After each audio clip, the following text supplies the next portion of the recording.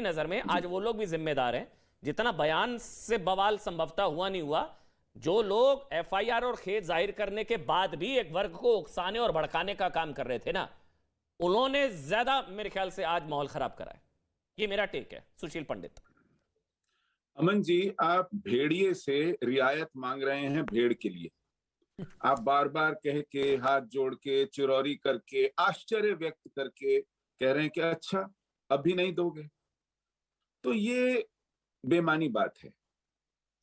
आपको याद होगा कुछ वर्ष पहले पाकिस्तान में पंजाब के गवर्नर थे सलमान तासीर, उन्होंने सिर्फ इतना कहा था कि ब्लास्फेमी लॉज को रिव्यू कीजिए, केवल रिव्यू कीजिए, इसका बड़ा बेजा प्रयोग हो रहा है, ये इंसानियत, इंसानी हकूक के, ह्यूमन राइट्स के खिलाफ है। उसको उसके अपने गार्ड मुमताज कादरी ने गोलियों से भून दिया। उस आदमी की वकालत करने के लिए कोई वकील सामने नहीं आया। जिस जज ने मुमताज कादरी को सजा का फैसला सुनाया, उसको देश छोड़ के भागना पड़ा। तो ये इस जहनियत से आपका सामना है, और ये सामना सरकार घुटने टेक कर, रियायत देकर, फिरौती अदा करके चुकाएगी, टालेगी, तो फिर यही हशर होगा हर जुम्मे के जुम्मे। अमन जी, जो लातों के भूत हों, जो डंडों के यार हों, उनके सामने हाथ जोड़कर, तर्क पैदा करके, तथ्य की बात करके आप मामला नहीं सुलझा सकते, आप संकट नहीं टाल सकते। उन्हें उसी चीज से समझाना पड़ेगा जो वो भाषा समझते हैं। और अनफॉर्चुनेटली ये हमारा दुर्भाग्य है, हमारे नेतृत्व का आज ये हाल है कि 2-2 टके के देश हमें झुकवाते हैं, और वो नेतृत्व जो कहता है देश नहीं झुकने दूंगा, वो इस देश का समर्पण करवाता है। ये हमारा दुर्भाग्य है, और इसी के कारण ये सर पे सवार हो जाएंगे जिहादी। जुम्मे के जुम्मे आपसे एक बयान से देश झुक जाता है क्या? सुशील भाई, करवाएंगे। सुशील पंडित, एक बयान से देश झुक जाता है? इन तस्वीरों से नहीं झुकता। एक बयान से देश झुक जाता है क्या? ये तो इनका फर्जी नैरेटिव है सर। कहां से एक बयान से देश झुक जाता है क्या? हिम्मत किसने दी है इनको? ये जुर्रत कहां से आई है? ये हिमाकत कहां से आई है? 10 दिन बाद इकट्ठे हो गए हैं सियारों की तरह हुआ हुआ करते हुए। किसने ये हिम्मत पैदा की? किसने ये हिमाकत दी है? क्योंकि आप झुकते हैं, आप इनकी हर उल्टी सीधी बात दबाव में मानते हैं। आप तर्क और तथ्य तब नहीं देते। आज रेखा पार ना करें, मैं आपको बता देता हूं, मेरी सरकार के खिलाफ लक्ष्मण रेखा ना पार करें। अच्छा, अपनी औकात में रहे सुशील भाई। एक मिनट, अतीकुर रहमान आ गए वापस। अच्छा, ये क्या करेंगे? लक्ष्मण रेखा वो भी पार कर रहे हैं। सुशील पंडित, आपको भी धमका है, लक्ष्मण रेखा ना पार करिए भाई। हाँ, ये हैदरी जहां फारस से आया है वहीं निकल ले पहली फुर्सत में। अच्छा, अतीकुर रहमान जुड़ गए, एक मिनट उनके पास चला जाता हूं मैं। अतीकुर रहमान, मेरी नजर में अतीकुर रहमान जी वो लोग भी जिम्मेदार हैं जिन्होंने उकसाया भड़काया। एक बयान से नुकसान हुआ, लेकिन एफआईआर के बाद, खेद जाहिर करने के बाद, पार्टी से निकाले जाने के बाद भी जो लोग कह रहे थे कि नहीं अभी नहीं, अभी और जो भड़का रहे थे, उकसा रहे थे अतीकुर रहमान, आपको लगता है वो लोग भी उतने ही जिम्मेदार हैं आज की जो हम तस्वीरें देख रहे हैं, और इनसे भी देश की बदनामी हुई है? अतीकुर रहमान। अमन भाई, आपको एक बात समझना होगी जी, मेरा पॉलिटिक्स से कोई वास्ता नहीं है, और इलेक्टोरल पॉलिटिक्स तो बिल्कुल भी वास्ता नहीं है। मैं आपके चैनल पर बात करता हूं सिर्फ मेरी इस्लामिक रिसर्च जो स्टडीज हैं उसके बनिस्बत, और as a lecturer in political science. Nupur Sharma को बलि का बकरा बनाया जा रहा है, इसके मुतालिक नुपुर शर्मा से मेरी बात हुई है दूरदर्शन चैनल पर। बहुत अच्छी और सार्थक बात हुई है। मैंने उनको अच्छी तरह से समझाया। उन्होंने मुझसे कहा, मैं ये जानना चाहती हूं कि मैं गलत कहाँ हूं। मैंने उनको डॉक्टर रफीक जकरिया की किताब का हवाला दिया, मोहम्मद एंड द कुरान, जो कि जवाब था the satanic versus Salman Rushdie का। उन्होंने उस किताब का नाम को नोट डाउन किया और मुझसे वादा किया कि मैं इस किताब को पढ़ूंगी। मैंने उनको आश्वासन दिया कि आपने जो कुछ भी प्रॉफिट के लिए कहा है उसका जवाब इस किताब में मौजूद है। ये होती है एक सार्थक बहस। नुपुर शर्मा को बलि का बकरा बनाने की बजाय गवर्नमेंट ऑफ इंडिया को एक्शन लेना चाहिए था। 2 महीने पहले, 4 महीने पहले, जब हमारे रिटायर्ड आईपीएस, आईएएस ऑफिसर्स ने गवर्नमेंट ऑफ इंडिया को चेतावनी दी थी कि मुल्क में बहुत ज्यादा पॉइजन फैलाया जा रहा है, लेकिन गवर्नमेंट ऑफ इंडिया की कान की जू नहीं रहेगा, उन्होंने जरा भी उसका संज्ञान नहीं लिया। एक सवाल आपसे ले रहा हूं, भी वक्त है।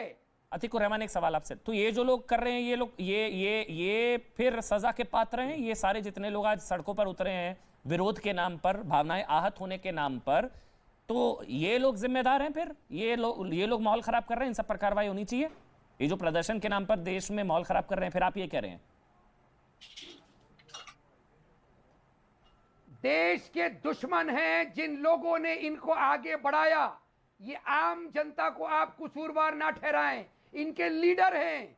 जो कुछ भी मैसेजेस मिले सख्त कार्रवाई कहिए। लीडर कौन है? देश के दुश्मन हैं। कौन है लीडर? कौन है? के दुश्मन हैं। ये जुमे के दिन ये जो चीजें देखने को मिल रही हैं, जो आज देखने को मिला है, कौन है इनके पीछे? जो व्हाट्सएप मैसेजेस दे रहे थे वो हैं आपके सामने। कौन है? कौन है मुझे बताइए ना। बंद का ऐलान कर रहे थे। ये लोग बयान से नाराज है ना अतिकुर रहमान, ये लोग बयान से नाराज हैं। आप कह रहे हैं भाई वो तो काम कोर्ट का है, एफआईआर हो चुकी है, वो कोर्ट अपना काम कर रहा है, तो ये लोग क्यों आग लगा रहे हैं? देखिए आगजनी कर रहे हैं, पत्थरबाजी कर रहे हैं, ये लोग कौन है? और इससे भी देश की बदनामी हो रही है ना भाई, जितनी बयान से हो रही है इन तस्वीरों से भी हो रही है।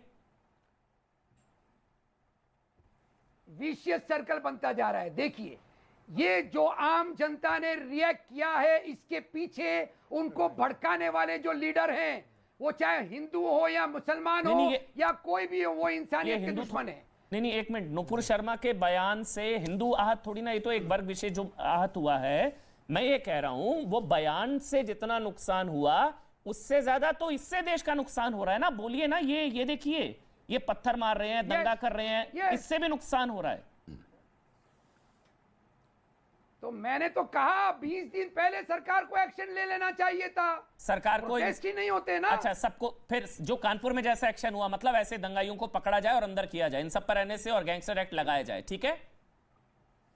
बिल्कुल, ये डंडे के यार 100%। चलिए, यही तो बात होती है। बहुत बढ़िया अतिकुर रहमान। फिर असल में होता ही है, जब कानपुर में 54 पकड़े जाते हैं तो कहते हैं कि एक धर्म के लोगों को पकड़ा जा रहा है। प्रॉब्लम वहां आ जाती है ना अतिकुर रहमान भाई। होता ही है कि कानपुर में अभी 54 पकड़े गए, 54 के जब नाम पढ़ते हैं तो कहते हैं कि एक ही धर्म के लोगों को अंदर कर रहे हैं भाई।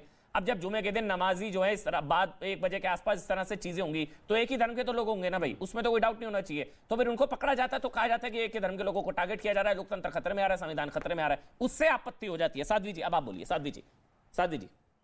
देखिए, मैं सबसे पहले तो ये कहूंगी कि जो लोग ईश्वर की इबादत करने जाते हैं और इबादत करके आते हैं तो सुकून और अमन का मैसेज देने की बजाय वो ये दंगाई करते हैं, वहां पर पत्थरबाजी करते हैं, पुलिस पर भी पत्थरबाजी कर रहे हैं और फिर पुलिस से ही गुहार करेंगे, इंसाफ की मांग करेंगे। ये भी तो गलत है ना। और दूसरी बात, यहाँ पर ये जो माजिद भाई आप बहुत देर से कह रहे थे ना कि साध्वी बहन यहाँ पर बैठी है, उनको कुछ बोलना चाहिए, तो जरूर एक कबीरदास जी का दोहा जरूर बोलूंगी आपके लिए, ध्यान से सुनिएगा, बुरा लगे तो फिर देख लीजिए।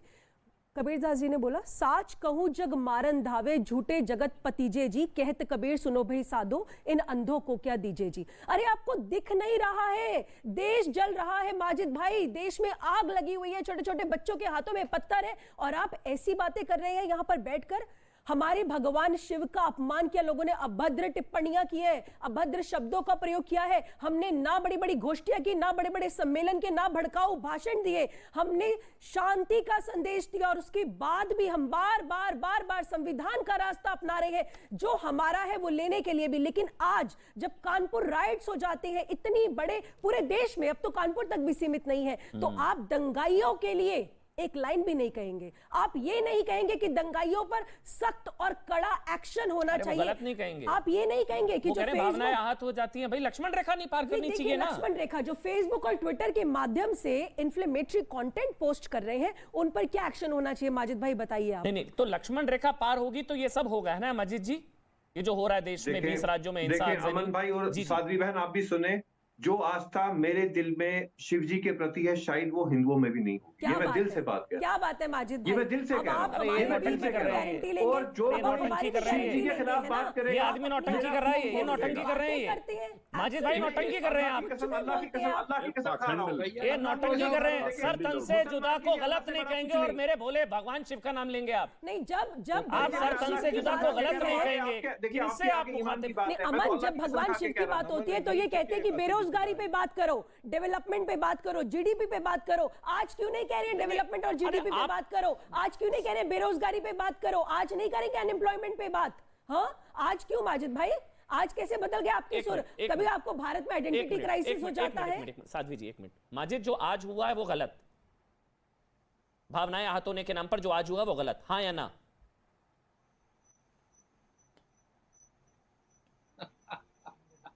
आवाज नहीं जाती ऐसे सवालों पर।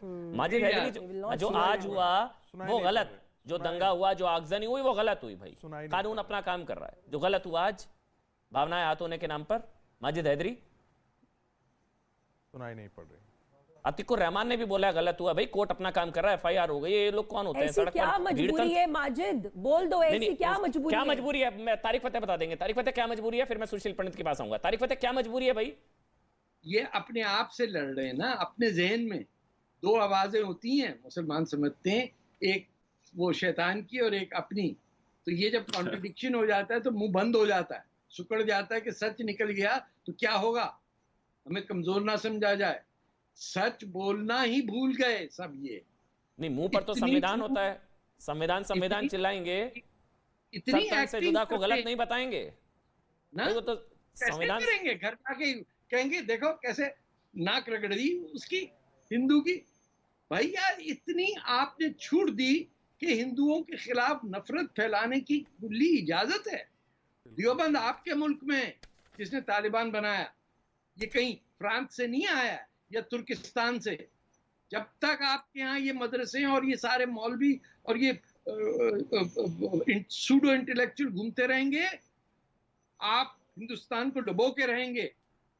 You have to stand proud of who you are as a civilization. 5000 साल पुरानी है, मजाक नहीं है। ना कागज ना पेंसिल कुछ नहीं, आके आपने लूटमार की, लोगों को मार रहे हैं, दंगा करा रहे हैं, जिस मुल्क में बैठे उसी में सुराख कर रहे हैं, उसी किश्ती में, और फिर दूसरों को लेक्चर देते हैं।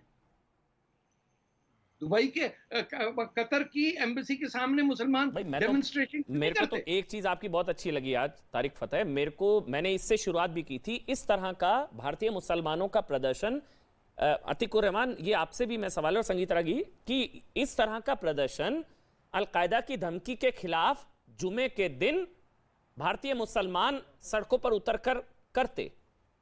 इस तरह का प्रदर्शन भारतीय मुसलमान कश्मीर में हिंदू नरसंहार के खिलाफ सड़कों पर उतरकर करते, तो आज सोचिए क्या करारा तमाचा पड़ता उन ताकतों के मुंह पर जो हमको बांटने की कोशिश कर रहे हैं। अतिकुर रहमान, फिर संगीता की। पहले अतिकुर रहमान, मैंने कुछ गलत कहा? अमन भाई, पिछले जुमा को मुंबई में रजा एकेडमी ने कश्मीर पंडित भाइयों की किलिंग के ऊपर जो प्रोटेस्ट किया था, शायद किसी मीडिया ने कवर नहीं किया। 1000 मौलानाओं ने 2 साल पहले बहुत बड़े प्लेटफॉर्म से पाकिस्तान से सर उठाने वाली तमाम वो टेररिस्ट ऑर्गेनाइजेशन, उनको कंडेम किया था, वो आपने कवर किया था। आपने अभी आप भूल जाते हैं। नहीं, अतिकुर रहमान, आपने माजिद हैदरी को सुना करता है, माजिद हैदरी को सुना आपने? अतिकुर रहमान, आपको बुरा लगा? ये सरतन से जुदा को गलत नहीं कह पा रहे हैं। ये इन लोगों की वजह से मुझे लग रहा है कि सुनना पड़ता है। कुछ हैं, 1-आधा% होंगे, मैं ये नहीं कह रहा हूं सारे, कुछ 1-आधा% तो है ना। अतिकुर रहमान ये पैनल में बैठकर सर तन से जुदा को कह रहे हैं, मैं गलत नहीं कहूंगा, वो तो गलत है। अतिकुर रहमान, आप बोलिए ना भाई, क्या ये 1-आधा% हर तरफ नहीं है, दूसरी तरफ नहीं है? नहीं, इस तरफ कोई, क्या हुआ था अधर्म संसद के अंदर? इस तरफ ऐसा कोई नहीं कहेगा कि सर काट दो। संसद में जो हुआ था, अगर इसका आधा 1% भी इधर हो गया तो फिर तो प्रॉब्लम हो जाएगी। इसलिए ऐसा कुछ है ही नहीं इधर। अगर इधर आधा 1% भी ऐसा हो गया ना अतिकुर रहमान भाई, तो प्रॉब्लम हो जाएगी। इसलिए है ही नहीं, 0.01% नहीं है इधर ऐसा। मतलब मैं दावे के साथ कह सकता हूँ, भरोसे के नहीं, साथ, नहीं, तो फिर हिंदू वो धर्म तो सबसे सहिष्णु है, गोविंद सबसे उदार है। की हत्या क्यों की गई? अतिकुर रहमान अगर ऐसा होता, नेशनलिस्ट की बुरा मत हत्या मानिए। क्यों गई? क्यों अतिकुर की रहमान गई? भाई, अतिकुर रहमान अरे भाई, आप अच्छी गोविंद बात कर रहे हैं पंचाले आज। को किसने मारा? नरेंद्र दाभोलकर को किसने मारा? अगर ऐसा कुछ होता, अतिकुर रहमान गौरी 0.0 लंकेश को किसने मारा? मेरा एक सवाल है, अतिकुर रहमान, संगीत रागी आप बोलिएगा, बस आखिरी 1 मिनट है। अगर ऐसा कुछ होता तो हम 500 साल इंतजार करते राम मंदिर के लिए, हम 350 साल जो है काशी विश्वनाथ के लिए इंतजार होता, मतलब 800 850 साल और पता नहीं कितने हजारों साल इंतजार कमलेश तिवारी होते, कश्मीर में नरसंहार होता, अगर 0.01% भी इस तरह का होता। संगीत रागी, अमन जी, वाइंड अप बोलिए सर। अमन जी सर, काशी विश्वनाथ मंदिर के समीप जिस प्रकार से सर्वे के दरमियान साक्ष्य मौजूद हुए हैं, उसके बावजूद भी हिंदू समाज ने ये नहीं कहा कि हम आकर के हम ये कर देंगे, हम फोर्सिबली हम उस जगह को हथिया लेंगे, या बहुत बड़ा कोई प्रदर्शन किया हो, हिंदू समाज के संतों ने कोई आह्वान किया हो कि हम उसे फोर्सिबली ले लेंगे। मथुरा